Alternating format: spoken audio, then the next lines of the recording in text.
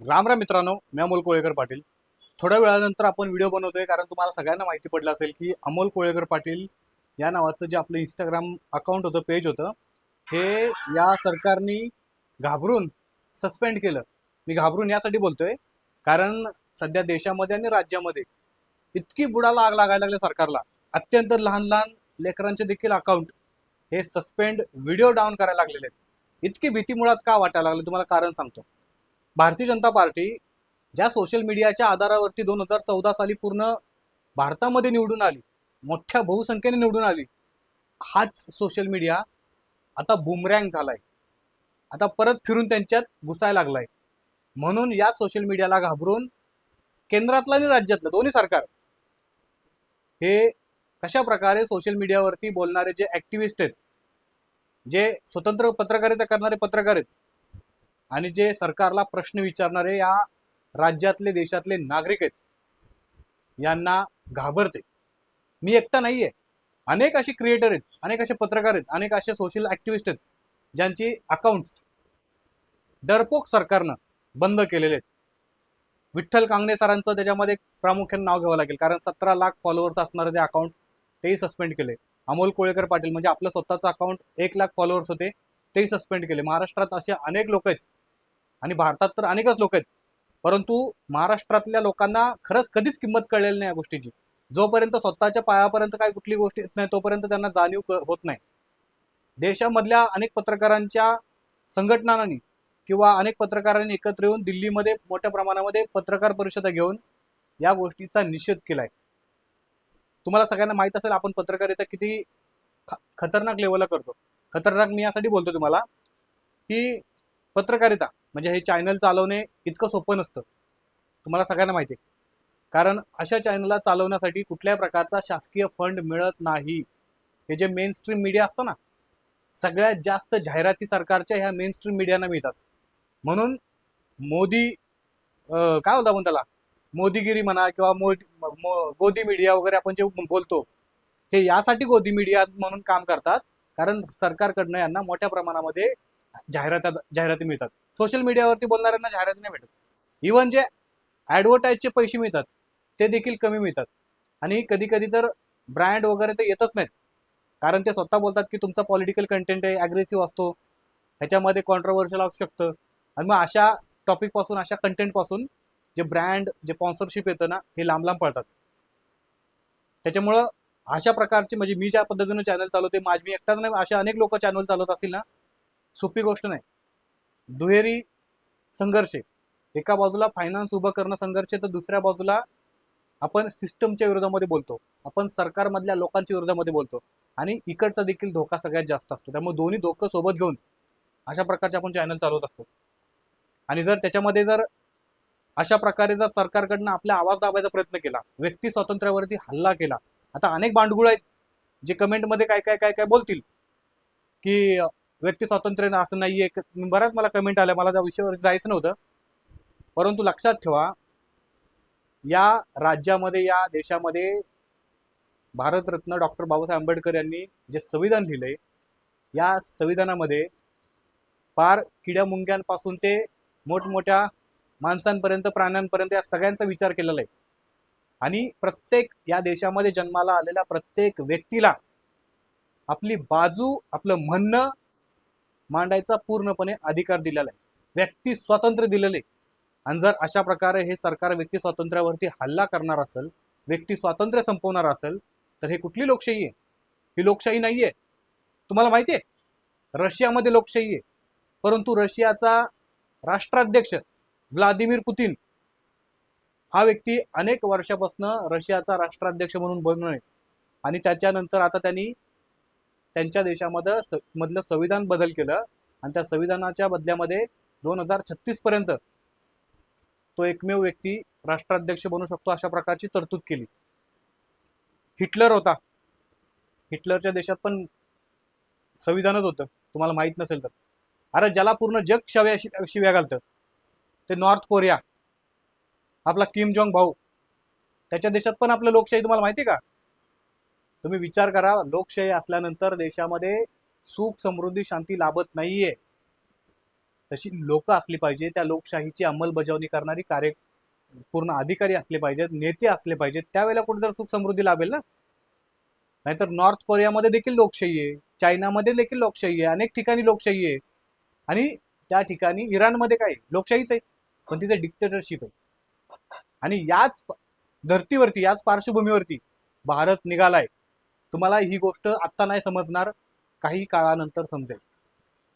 तुम्हाला विचार करायला भाग पडेल की जो सोशल मीडिया एकेकाळी नरेंद्र मोदींचा गाजावाजा करत होता, विचार करा 1-2 वर्षापूर्वी, आज तोच सोशल मीडिया नरेंद्र मोदी असतील किंवा पूर्णपणे या सरकारच्या विरोधामध्ये बुमरँग झालाय.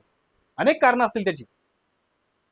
अहो, कुठला देशाचा पंतप्रधान 2014 पासून टिल नाव आतापर्यंत एकही पत्रकार परिषद घेऊन त्यांनी काय कामं केली याच्याबद्दल साधी माहिती देत नाही, आणि पत्रकारांच्या किंवा जनतेच्या प्रश्नांना उत्तरे देत नाही, पत्रकार परिषदच घेत नाही. कुठल्या देशाचा पंतप्रधान लोकशाही मार्गाने का? ऑलरेडी डिक्टेटरशिप चालू आहे. मैं जो बोलेगा वही कायदा. अरे संविधान काय तुमच्यापाशी खालच्या दर्जाचं झालं, तुम्ही मोठे झालात. आणि आता या सगळ्या गोष्टींमुळं एका बाजूला महागाई वाढत चाललेली, एका बाजूला गॅससाठी लोक रांगेमध्ये उभं राहायला लागले, तर दुसऱ्या बाजूला सरकार अशा प्रकारे दडपशाही करते की जो अफवा पसरेल. कशा काय अफवा पसरवणार? जी माहिती आहे ती माहिती पसरवणे, याला अफवा पसरवणे म्हणतात. अफवा पसरवणाऱ्यांवरती गुन्हे दाखल करणार.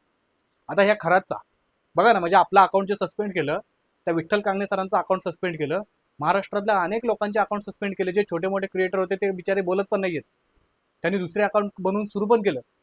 आपण देखील दुसरं अकाउंट चालू केलेलं अमोल कोळेकर बॅकअप नावाचं. तुम्ही अजून फॉलो नसेल केलं तर नक्की करा. परंतु या भोंदू बाबाच्या खरातमुळं असं जर कोणाला वाटत असेल की आमचे अकाउंट सस्पेंड केली कारण आम्ही व्हिडिओ टाकले होते, पण ते व्हिडिओ ब्लर करून टाकलेले, ठीक आहे. ब्लर केल्यानंतर ज्यावेळेला तुमचं सरकारचं गाईडलाईन निघालं की ते व्हिडिओ हटवण्यात यावेत, त्यावेळेला आम्ही ते व्हिडिओ हटवले. मग त्याच्यानंतर देखील तुम्ही आमचे अकाउंट कशाला सस्पेंड केले? बरं, माझ्या अकाउंटवरती, बाकीचं सुद्धा सोडून, माझ्या अकाउंटवरती 1600 ते 1700 व्हिडिओ आहेत. आणि या 1600-1700 व्हिडिओना न्याय कोण देणार आहे? त्यांचा काय दोष आहे की त्यांचं अकाउंट, त्यांचे व्हिडिओ दिसत नाहीयेत? म्हणजे 1600-1700 व्हिडिओमध्ये 5-6 व्हिडिओ फक्त या भोंदू बाबाचे होते, खराचे होते, आणि 5-6 व्हिडिओसाठी अख्खा अकाउंट सस्पेंड केलं. तुम्हाला जर त्या व्हिडिओबद्दल तुम्हाला प्रॉब्लेम होता, त्या व्हिडिओबद्दल तुम्हाला अडचण होती, ते व्हिडिओ आम्हाला सांगायची डिलीट करायला, किंवा तुमच्याकडे एवढी अथॉरिटी आहे पूर्ण, तुम्ही IT मिनिस्ट्री जी ताब्यात घेतलेली मेटा कंपनीची, पूर्ण मेटा कंपनीला गुलाम म्हणून ठेवलेलं तुम्ही, या मेटा कंपनीला सांगून आमचे ते व्हिडिओ हटवायला पाहिजे होते, व्हिडिओ रिमूव्ह करायला पाहिजे होते, ब्लॅकलिस्ट करायला पाहिजे होते, इंडियामध्ये विजिबल नाही किंवा कुठेच विजिबल नाही. अहो, तुमच्याकडे अनेक पर्याय आहेत ना, ऑप्शन आहेत ना, परंतु तुम्ही ते केलं नाही. तुम्ही काय केलं? अकाउंट सस्पेंड केलं. का? कारण तुम्हाला माहिती आहे हा माणूस याच्या अगोदरपासून सरकारला प्रत्येक गोष्टींवरती प्रश्न विचारतो, सरकारच्या अनेक गोष्टी जनतेसमोर आणून ठेवतो, आणि म्हणून कधी ना कधी तावडीत सापडला, या गोष्टीचा गैरफायदा घेत गैरमार्गाने असंविधानिकपणे आपलं अकाउंट सस्पेंड केलं. तुम्हाला माहिती आहे एखादा अकाउंट मोठं करायसाठी किंवा 4 लोक आपल्याला जमवण्यासाठी किती मेहनत लागते? हे अकाउंट बनवण्यासाठी मला 3 वर्ष लागली, आणि 3 वर्षानंतर कुठेतरी आपण 1 लाख फॉलोअर्स पर्यंत पोहोचलो होतो. काही क्षणामध्ये, एका क्षणामध्ये, काही सेकंदामध्ये अकाउंट सस्पेंड केलं. जर एखाद्या राजकीय नेत्याची कारकीर्द जर एका क्षणामध्ये, एका सेकंदामध्ये जर नष्ट करण्यात आली, तर त्याच्या परिवाराला काय वाटेल, त्याचं काय वाटेल? या गोष्टीचं या राज्यकर्त्यांनी ध्यानात घ्यावं, भान ठेवावं. आणि तुमच्या माध्यमातून मला एक विनंती करायची, 10 ते 15 दिवसांचा आपण त्यांना वेळ देऊ सरकारला. जर या 10-15 दिवसामध्ये 28 मार्चला आपलं अकाउंट टेकडाऊन केलं, इंडियामध्ये बॅन केलं, 15 दिवस, 28 तारखेपासून पुढचे 15 दिवस सरकारला देऊ. सरकारला आपण अल्टिमेटम देतोय.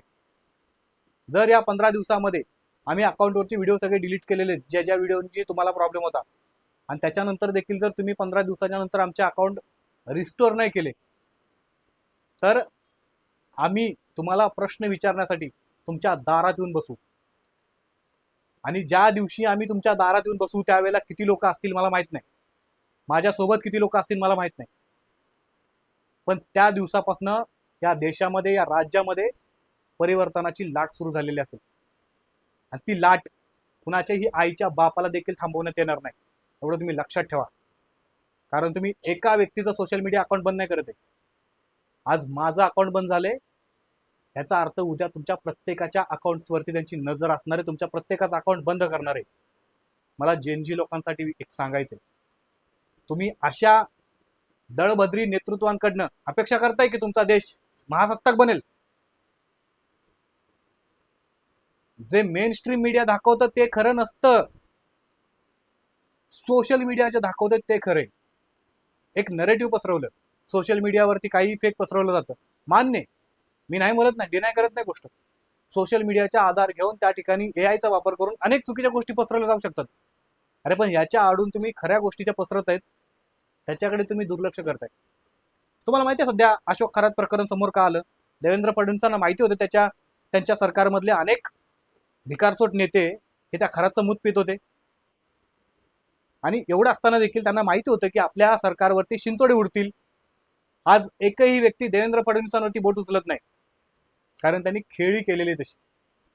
बर, का केले तुम्हाला कारण दुसऱ्या व्हिडिओमध्ये सांगेन, थोडक्यात फक्त माहिती देतो. खरात प्रकरण असेल, खराच्या नंतर त्या नाशिकमधनं एक एरंडे म्हणून कोणतरी बाबा आहे त्याचं प्रकरण असेल, एक वैद्यशास्त्र कोणतरी त्याचंही प्रकरण असेल, आणि ते कमी की काय म्हणून त्या माढा तालुक्यातल्या अंजन गावातलं त्या छत्रपती शिवाजी महाराजांचं प्रकरण असेल. तुम्हाला माहिती आहे का, हा जो मेन डाकू आहे ना, डाकू, त्याने सगळी माणसं पेरलेली आहेत. कोण डाकू आहे तर तुम्ही समजा, आपण त्या व्हिडिओमध्ये खरं तर सविस्तर चर्चा करू, कारण हा विषय वेगळा होईल म्हणून. पण व्हिडिओच्या शेवटला मला एक सांगायची गोष्ट, 15 तारखेपर्यंत आपण वाट बघू. 15 तारखेपर्यंत, 15 एप्रिल, 15 एप्रिलपर्यंत जर आपले अकाउंट परत रिस्टोर झाले नाहीत, महाराष्ट्रातल्या ज्यांच्या अकाउंट्सची म्हणजे बंदी आणलेली किंवा सस्पेंड केलेले त्या सगळ्यांना माझी विनंती आहे, आणि ज्यांचं अकाउंट अजूनपर्यंत सस्पेंड झालेलं नाही, तुम्ही देखील ही गोष्ट हलक्यात घेऊ नका मित्रांनो. आज आमचे अकाउंट बंद झाले त्याचा अर्थ उद्या तुमचे अकाउंट बंद होणार नाहीत कशावरनं? त्या कोंबडीसारखं करू नका. चिकन दुकानातल्या एक एक एक एक कोंबडी कापायला घेऊन जाताना दुसरी कोंबडी काहीच बोलत नाही, शांत असते, कारण तिला वाटतं माझ्यापाशी माझा तर अजून नंबर नाही आला, मी तर मस्त खाते पिते. परंतु त्या पिंजऱ्यामध्ये तुम्ही आम्ही सगळे आहात. एक एक एकेकाला जर काढलं ना, आणि तुम्हाला जर वाटत असेल की तुम्ही खुशाल आहात, तुमचा देखील कटायचा कापायचा नंबर येणार आणि तुम्हाला देखील कापलं जाणार. त्यामुळे सगळ्यांना विनंती आहे, 15 तारखेपर्यंत आपण वाट बघणार आहे, आणि 15 तारखेच्या नंतर मंत्रालयामध्ये जिथं जिथं हे मंत्री असतील त्यांच्या दारामध्ये न्याय मागण्यासाठी आपण जे काय करता येईल ते करू.